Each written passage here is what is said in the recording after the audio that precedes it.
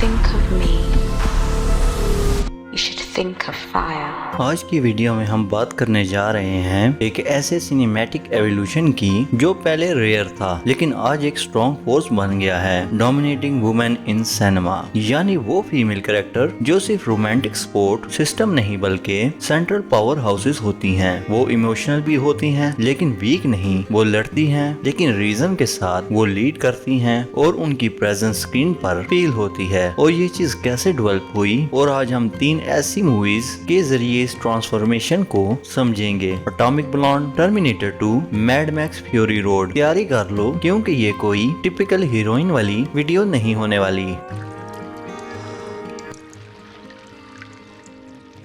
Atomic blonde का character Lauren एक British spy है जो कोल्ड वॉर के दिनों में बर्लिन में मिशन कंप्लीट करने गई है। लेकिन ये मिशन सिर्फ स्पाई मिशन नहीं, एक साइकोलॉजिकल वॉर भी है जहां लॉरेन अपने दिमाग, बॉडी और इमोशंस तीनों को कंट्रोल में रखकर सरवाइव करती है। अब सवाल ये है, लॉरेन डोमिनेटिंग कैसे है? सबसे पहले उसकी फिजिकलिटी। लॉरेन लड़ती है और रियल तरीके से लड़ती है। फिल्म का सीढ़ियों वाला फाइट सीन जहाँ उसका ब्लड निकल रहा होता है, वो थक रही होती है। ये शो करता है कि वो सुपर ह्यूमन नहीं है लेकिन फिर भी अनस्टॉपेबल है। दूसरा, उसका इमोशन कंट्रोल। वो अपनी फीलिंग को एक्सपोज नहीं करती, वो अपनी कमजोरी शो नहीं करती बिला वजह, और ना ही किसी मैन के साथ इमोशनल अटैचमेंट उसको वीक बनाता है। और तीसरा, उसकी सेक्सुअल एजेंसी। वो जब अपने रिलेशन में जाती है, चाहे वो फीमेल पार्टनर हो या मेल, वो हमेशा डिसीजन मेकर होती है। लॉरेन का कैरेक्टर ट्रेडिशनल फेमिनिटी से अलग है। उसकी ब्यूटी एक वेपन है लेकिन उसकी डोमिनेंस उसकी इंटेलिजेंस और इंड्योरेंस से आती है। एटॉमिक ब्लॉन्ड मूवी हमें ये दिखाती है कि एक स्पाई वुमन सिर्फ सिडक्शन का टूल नहीं होती, वो गेम चेंजर भी हो सकती है। मैंने कभी तुम्हारे लिए काम नहीं किया, बल्कि तुमने मेरे लिए किया। अब बात करते हैं एक ऐसे कैरेक्टर की जिसने हॉलीवुड की फीमेल कैरेक्टर्स का लैंडस्केप हमेशा के लिए बदल दिया। सारा कॉनर, टर्मिनेटर 2 जजमेंट डे। सामने से हट जाओ जॉन।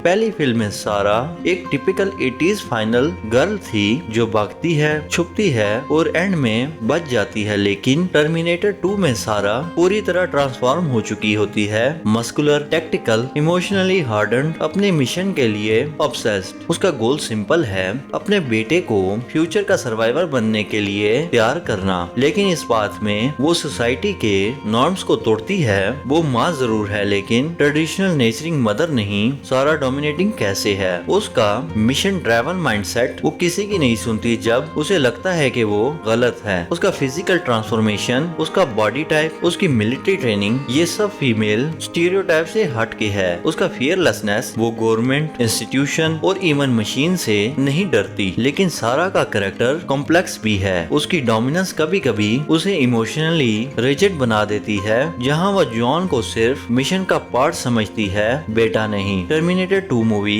ये दिखाती है कि एक वुमेन लीडर सिर्फ हीरोइक नहीं होती, वो फ्लॉड भी होती है, लेकिन उसके फ्लॉज भी उसकी ताकत का पार्ट होते हैं। Good morning doctor Silverman. घुटना कैसा है? अगर किसी एक फीमेल कैरेक्टर ने मेन लीड एक्शन जॉनरा का डायरेक्शन स्टाइल बदला है तो वो है Imperator Furiosa, Mad max fury Road. हिलना नहीं। फिल्म का नाम मैक्स पे है लेकिन पूरी कहानी फ्यूरियोसा के रेबेलियन के आसपास घूमती है। वो इमोर्टेंट जो कि वॉर एक ड्राइवर है लेकिन सीक्रेटली वो उसकी इंस्लेव्ड वाइफ्स को आजादी देने के मिशन पे निकलती है। और फ्यूरियोसा को डोमिनेंट क्या बनाता है? उसका इमोर्टल कंपस। वो सिर्फ रेबेलियन नहीं करती, वो ओप्रेस्ड लोगों को लिबरेशन देने के लिए रिस्क लेती है। उसकी फिजिकल स्ट्रेंथ और स्किल एक आर्म से कम होने के बावजूद वो ड्राइविंग, शूटिंग और फाइटिंग में इक्वली कॉम्पिटेंट होती है। उसका लीडरशिप, मैक्स जैसे कैरेक्टर को भी वो लीड करती है और मैक्स भी उसकी लीडरशिप को एक्नॉलेज करता है। ये फिल्म एक सिंबॉलिक स्टोरी है, एक डिस्टोपियन पैट्रियार्की में एक वुमन का खिलाफ उठना। और फ्यूरियोसा ये प्रूव करती है कि लीडरशिप जेंडर से डिफाइन नहीं होती, विल पावर और एक्शन से होती है। फ्यूरी रोड का फ्यूरियोसा कैरेक्टर डोमिनेटिंग इसलिए है क्योंकि उसका गोल सिर्फ अपना सर्वाइवल नहीं बल्कि कलेक्टिव लिबरेशन है। This is our Furiosa.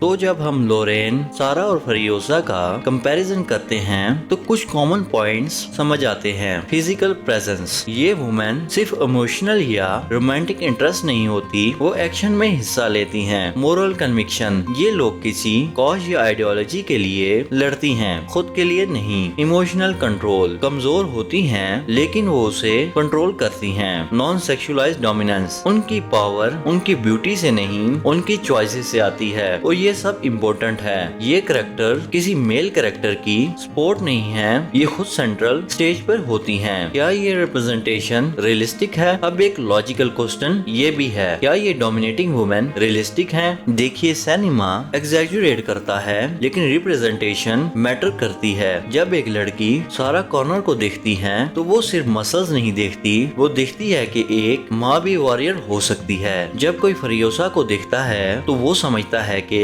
Leadership किसी जेंडर की मिनोपली नहीं। और जब लोरेन जैसा कैरेक्टर स्क्रीन पर आता है तो वो ये मैसेज देता है कि इंटेलिजेंस और ग्रिट भी इक्वली फेमिनिन हो सकती है। I love you, John. Cinema में जब एक वुमेन डोमिनेटिंग होती है तो ऑडियंस का रिएक्शन दो हिस्सों में डिवाइड होता है। कुछ लोग उन्हें इंस्पायर करते हैं, कुछ लोग उन्हें थ्रेट समझते हैं। लेकिन एक बात क्लियर है, ये कैरेक्टर्स नैरेटिव चेंज कर रहे हैं। अब हीरोइन सिर्फ किसी हीरो के लिए मोटिवेशन नहीं होती, वो खुद भी स्टोरी ड्राइव करती है। अगर सारा कॉर्नर टर्मिनेटर फ्रेंचाइज का सोल है, अगर फरियोसा फ्यूरी रोड का रेवोल्यूशन है और अगर लोरेन अपने आप में एक कोल्ड वॉर बैटलफील्ड है, तो ये सब प्रूव करते हैं कि डोमिनेंस सिर्फ मैस्कुलिन ट्रेड नहीं। स्ट्रॉन्ग वुमन का मतलब ये नहीं कि वो इमोशनल लेस हैं, उसका मतलब ये है कि वो चॉइस करती हैं, कंट्रोल करती हैं और जब वक्त आए तो चैलेंज भी करती हैं। तो ये था मेरा breakdown on dominating women in cinema. आपको इन तीनों कैरेक्टर में सबसे पावरफुल कौन लगा और क्यों? कमेंट सेक्शन में जरूर बताएं। और अगर आप चाहते हैं कि मैं इसी टॉपिक का पार्ट 2 लेकर आऊं विद मोर एग्जांपल्स, तो लिख के बोलें पार्ट 2 चाहिए। लाइक करें, सब्सक्राइब करें और स्क्रीन के पीछे के हिडन नैरेटिव्स को समझने के लिए हमारे साथ जुड़े रहें। और याद रखें, डोमिनेंस का जेंडर नहीं होता, कैरेक्टर होता है। Take care, bye bye.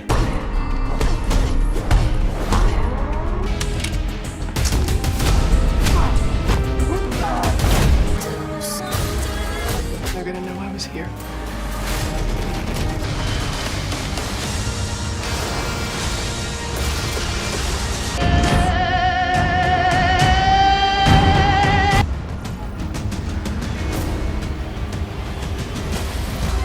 Higher.